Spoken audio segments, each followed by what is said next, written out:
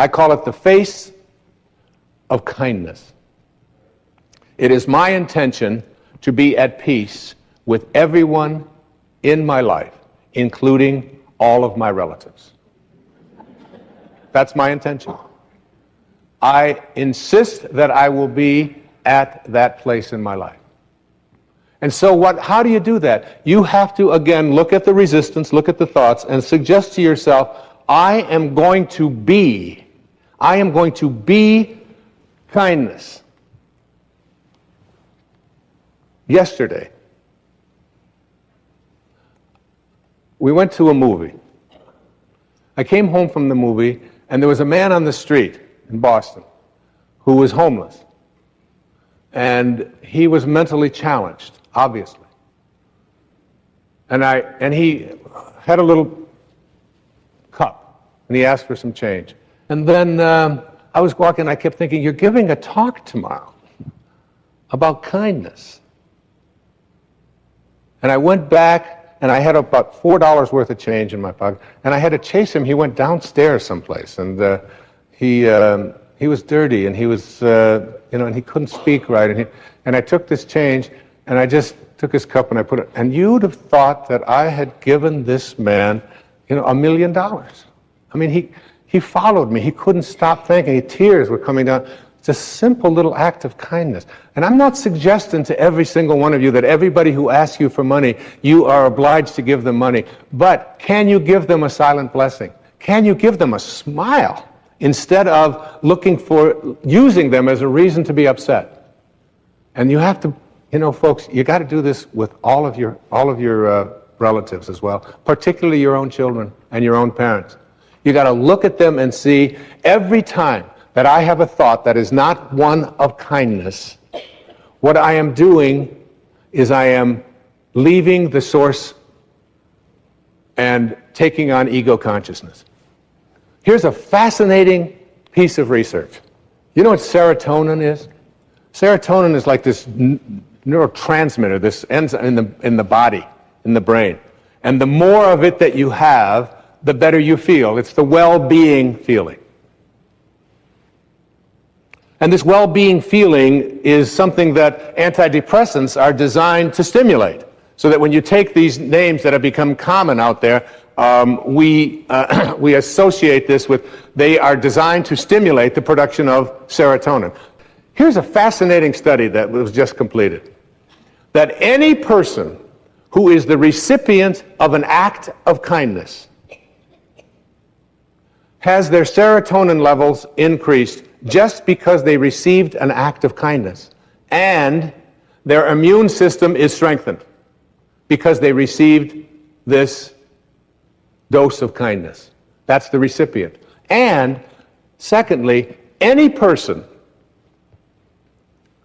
who is the giver, the provider of an act of kindness, anything you ever do which is providing an act of kindness, if you are the provider of an act of kindness towards anyone, but particularly towards the people that you're close to in your life, and particularly towards strangers, with just a smile or an act of kindness, or, I can afford a quarter, I can afford $1, I'm going to go back. And just, and not making a big deal about it, the serotonin levels in you are increased to the same degree that they are in the receiver.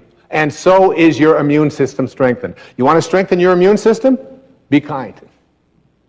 But even more dramatic than that, I get excited about this. Because this is what blows me away about it, is that the observer of an act of kindness,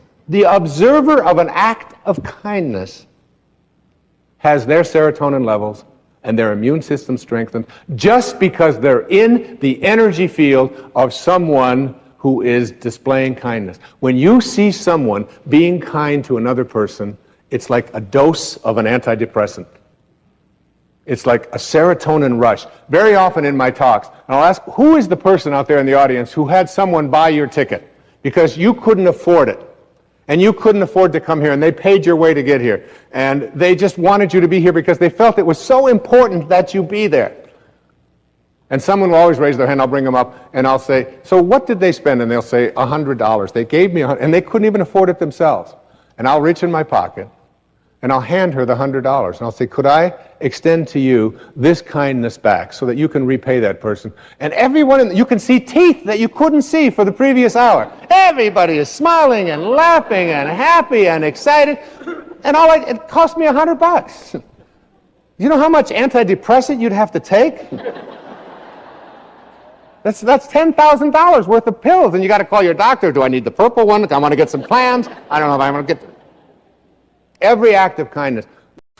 And that allowing is a great substitute for doing, and trusting, and knowing that when you align yourself in the way that I'm asking you to align yourself here today as I speak to you about meaning, when you align yourself this way and begin to trust in what Lao Tzu called your original nature, and when you understand your original nature and you return to it, basically that's all you're ever doing. Even with all of the medical practitioners that are out there, basically they're really trying to help you to return to your original nature, your nature of well-being. There's not a doctor on this planet that can heal anybody, and they will all tell you that the body is the hero. It is not any medicines or any surgeries or anything out there that is what's doing it. That healing is this most magical thing. It's like the wind, you know. It's just, you can't get a hold of it, you can't see it, you can't touch it, you can't grasp it, and all you can do is just watch the results, watch the effects of it. You cut your hand and it bleeds, and you just watch it. And all of a sudden, things start happening inside of your body, and red blood cells head towards that direction, and white blood cells start doing this, and all kinds of things begin happening, not just there, but in your heart, and in your lymph system, and in your elimination system, and then your neurological system. It all starts working together, and it starts sending things to it, and such a scab forms, and then the scab dries up, and then there's a scar, and then things start... Nobody's done anything. What is there to do? It's part of the magic of allowing, of just getting out of the way and not trying to do too much interfering. Yeah, if there's something in there that you have to take out, you take it out gently, but you don't fill yourself with chemicals and things that the body is going to just have to process and have difficulty with as well. This is from Abraham Heschel in a wonderful book called Man is Not Alone. I loved it. He said, life is not meaningful unless it is serving an end beyond itself, unless it is of value to someone else. That you'll never find meaning through your ego. Life is not meaningful unless it is serving an end beyond itself, unless it is of value to someone else. And secondly, this is from Albert Schweitzer, everyone's hero. The one possible way of giving meaning to your existence is that of raising your natural relation to the world to a spiritual one. In other words, you have to return to spirit if you're going to find meaning. This is from Emmanuel. Our mind doesn't know the way. Our heart has already been there. And our soul never left. Welcome home. Isn't that good? Our mind doesn't know the way, our heart has already been there, and our soul never left. And this is what I wrote. Having arrived home, each breath we take is an expression of our life's purpose. We no longer struggle to win, to gain the approval of others, to meet expectations others had for us, to acquire, to achieve, to hoard, or to fulfill someone else's idea of our dharma. We let go of conflict, certainty, being right, fighting, dominating, vanquishing, and feeling superior. All of this ego stuff loses its power and attraction when we arrive home where meaning and purpose welcome us. We are home. From our home is where we began. You got to know that that's our home. That was our beginning. Ambition, all the way away from our home to take on a false self. A reverse, and all of the signs of coming back, returning home. And now we're home. And this is where meaning begins to be the dominant force in your life. It begins to be the all. And those around you or in your life and those you encounter who would try to take you away from your meaning no longer even become obstacles to you. They become, in the Tao it says, a good man is a bad man's teacher, and a bad man is a good man's job. They become your job. They no longer become someone who annoys you and finds fault with you. If they do find fault with you, you're immune to it. As Maslow used to say, learn these two things and you're self-actualized. Become independent of the good opinion of other people and detach yourself from outcome. In other words, do what you do because it is your calling. Inspiration responds to our attentiveness in various and sometimes unexpected ways. For example, when I began writing this book, I debated between the two titles, Inspiration, Your Ultimate Destiny, or Inspiration, Your Ultimate Calling. One day, while I was swimming in the ocean, I was going back and forth in my mind, trying out both titles. Still uncertain, when I'd finished my swim, I called Reed Tracy, who's the president and CEO of my publishing company at Hay House, from a payphone to get his opinion about the title. While I waited for him to answer, the word calling appeared on the miniature screen of the telephone. Nothing else, just calling. And then the word began to flash on and off as if it were trying to get my attention. When Reed answered, I told him what had just occurred, and we both agreed on Inspiration, Your Ultimate Calling, for the title of this book and this program. All of this may appear to be nothing more than a silly coincidence, but I know better. I think of the word inspiration as meaning being in spirit. When we're in spirit, we're inspired. And when we're inspired, it's because we're back in spirit, fully awake to spirit within us. Being inspired is an experience of joy. We feel completely connected to our source and totally on purpose. Our creative juices flow, and we bring exceptionally high energy to our daily life. We're not judging others or ourselves. We're uncritical and unbothered by behaviors or attitudes that, in uninspired moments, are frustrating. Our heart sings in appreciation for every breath, and we're tolerant, joyful, and loving. Being in spirit isn't necessarily restricted to the work we do or the activities of our daily life. We can be inspired and at the same time be unsure of what vocation to pursue or what activities we want to schedule. Inspiration is a simple recognition of spirit within ourselves. It's a return to that invisible, formless field from which all things emanate, a field of energy that I call intention in my previous book, The Power of Intention. My experience with being in spirit.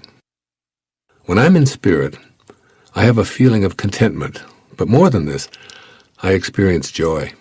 I'm able to receive the vibrational energies of my source, call them voices or messages or silent reminders, even invisible suggestions or what have you, but they're vibrations of energy that I'm able to align with as I get myself out of the way. Wolfgang Amadeus Mozart, one of the world's great geniuses, once remarked, quote, "When I am, as it were, completely myself, entirely alone and of good cheer, say traveling in a carriage or walking after a good meal or during the night when I cannot sleep, it is on such occasions that my ideas flow best and most abundantly. Whence and how they come, I know not, nor can I foresee them." End of quote.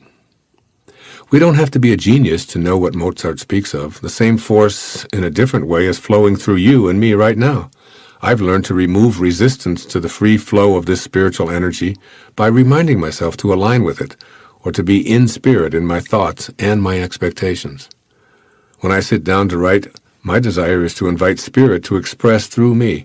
And I encourage ideas to flow freely. Like Mozart, I'm connected as if it were to my source in spirit, thinking and expecting to be the instrument of my spiritual source. Ideas flow, and whatever assistance I need just shows up. And, like Mozart, I can't describe how the ideas come, and I can't force them. Staying in spirit seems to be the secret to this feeling of being inspired. I also find that inspiration flows in other areas of my life when my primary mission is like what Michael Berg so beautifully describes in Becoming Like God, Kabbalah, and Our Ultimate Destiny. Quote, "Just as every being is God's business, every being becomes our business as well." Unquote. That is, being inspired necessitates the willingness to suspend ego and enter a space where I want to share who I am and what I have in a completely unlimited fashion. When you feel inspired, everything works. The reason that everything works is because you have left the material, the physical world, the world of the ego, and you've moved into the world of spirit. And when you move into the world of spirit, into that invisible world, you get connected. And inspiration means inspired. And Patanjali said, when you are inspired by some great purpose, some extraordinary project, all your thoughts break their bonds. Your mind transcends limitations. Your consciousness expands in every direction. And you find yourself in a new and great and wonderful world. Dormant forces, faculties, and talents come alive. And you discover yourself to be a greater person by far than you ever dreamed yourself to be. There's some very important wisdom in that. This idea of finding yourself inspired means that you allow these dormant forces, these things that are in every single one of us, to come alive. Consciousness begins to expand. Things begin to show up in your life. You begin to manage the coincidences of your life. I wrote some textbooks back in the early 70s talking about the importance of goals. And I can't have them all withdrawn, but I think that, I watch my kids, and some of them are in college now, and some of them are out, and they're worrying about what they're going to major in, and trying to set a goal, and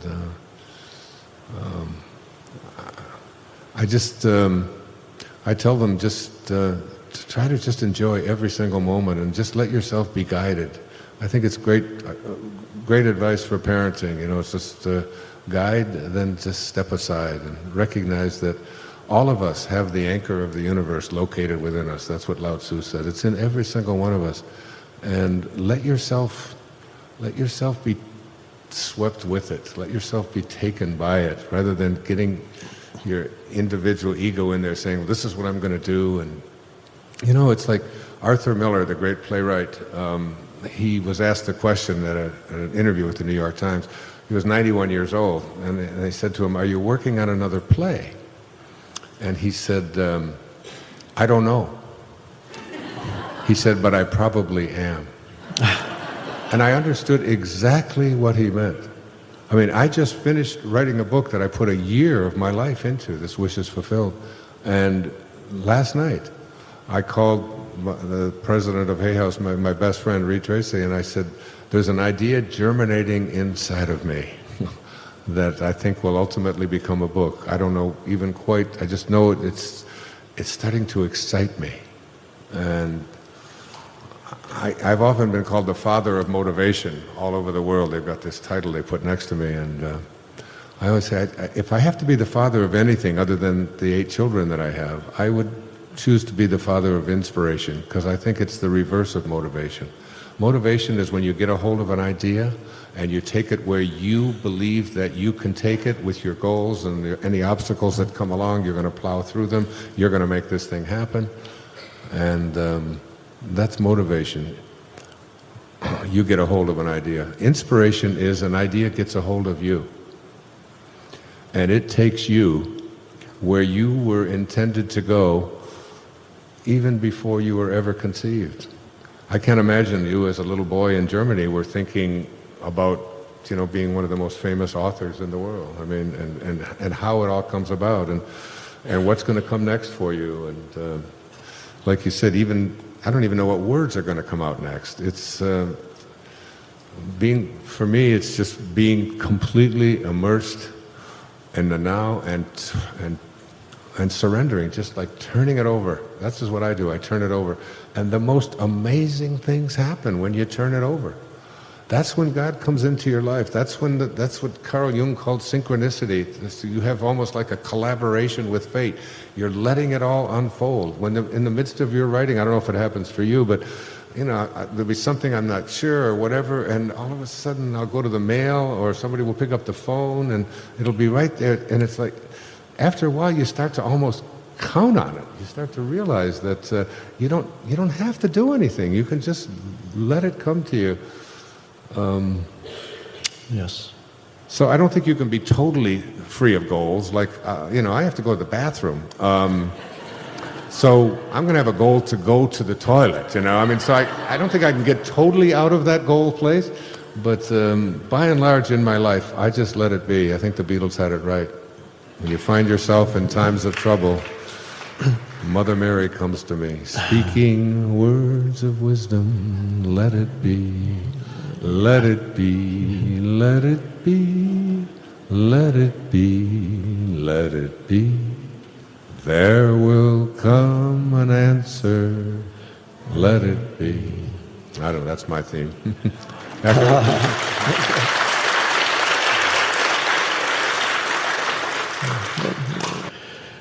I think there is a time in people's lives when there is a place for goals, but the important thing is the nature of the goal, and if it arises out of inspiration, as you call it, or a vision that comes to you of something that wants to be created through you. It could be a book. When The Power of Now came to me, I felt this urge suddenly of writing. I bought a yellow notepad and began writing the first line, and at that moment I knew it's a book, and I knew what it was about, and it was very different from the kind of casual writing I had done before over the years, sometimes after sitting with people in having a session, counseling sessions, doing meditation with small groups. I would sometimes say things and then later I would write them down because that was new to me too, but I said things that I didn't know before they came out. So that was a more casual writing, and then suddenly an energy stream came of a very different, more empowered kind of writing, and from the very first moment I knew it's a book. So in that sense, one could say I suddenly had the vision of writing a book, one could say. As one could say, I had a goal of producing a book. But it wasn't something that came as with a promise of delivering some kind of personal fulfillment to me in any way, that I can become famous through that, or I can make money through that, or I can become powerful through that, people are going to listen to me. All these could have been motivations for writing a book, but it was more like something, a realization of something that wants to come into being, and then you help it along, you go with it, you become a channel through which that wants to come into being, comes into being. Everything, remember, has a dharma. Every creature, every rose, and every human being has a dharma. You're already fulfilling it physically. You're already in the bodies that you were intended to be in. Remember what I said before, it is not about where you are, it's about what direction you're headed. And as long as you know you're heading in the direction of staying here in meaning, Now, this concept of a calling, I wrote a whole book about it. It's called Inspiration, in Spirit. And the subtitle is called Your Ultimate Calling. So I'm going to introduce a word here to help you to identify your calling. And that word is passion. And it doesn't make any difference to me whether that passion has anything to do with making a living, or it's a part of the DOT, the Dictionary of Occupational Titles. What is it that you find passion about? And the only condition I place on it is that it is in alignment with God or with your source. All right? So that your passion, if your passion is about killing other people, for example, if your passion is about stealing, if your passion is about, I often said that there's two ways to have the tallest building in town.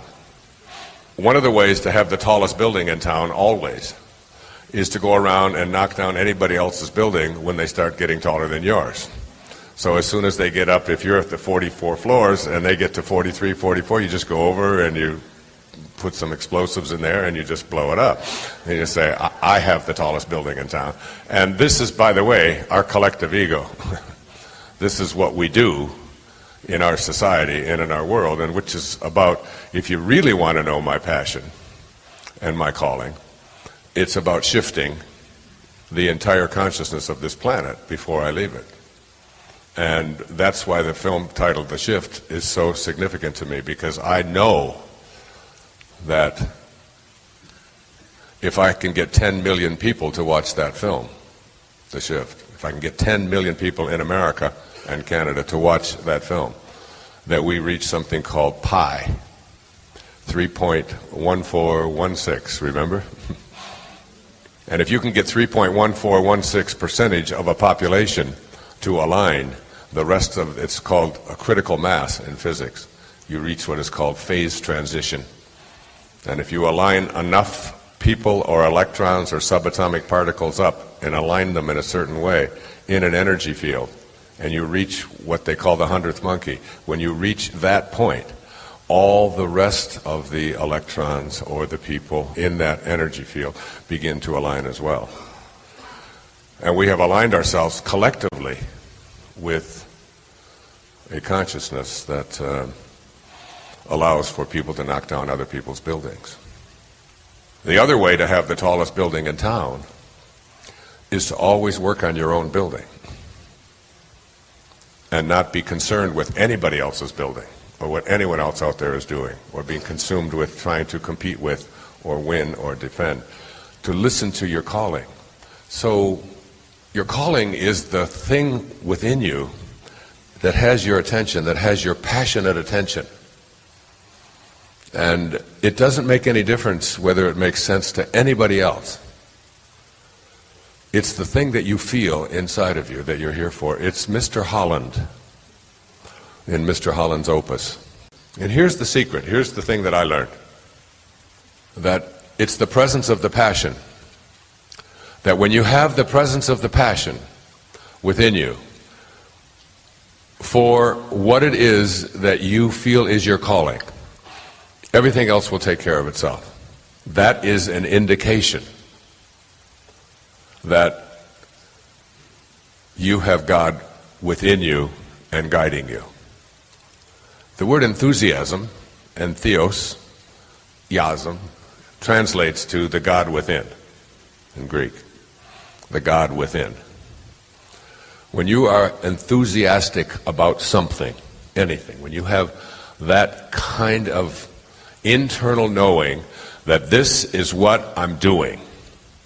And sometimes you have to, that Shakespeare's, he wasn't just a great writer, he was an incredible philosopher. Probably the most famous lines from Shakespeare are from Hamlet.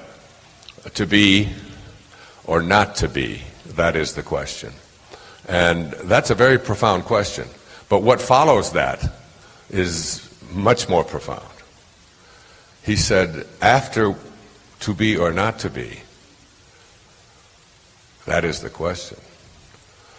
Whether 'tis nobler in the minds of men to suffer the slings and arrows of outrageous fortune, or to take arms against a sea of troubles and thus, by opposing, end them? You have to ask the question, and that's what this program is about, and that's what the movie is about, and that's what the book is about, and that's what all of it is about. To be or not to be? Am I going to be who I came into this world to be, and there's something inside of me that has always been calling me to it? Or am I going to allow the slings and arrows of an outrageous fortune that has been imposed upon me by others to dictate my dharma? That's really the question. And it's a question that you can answer and respond to and live with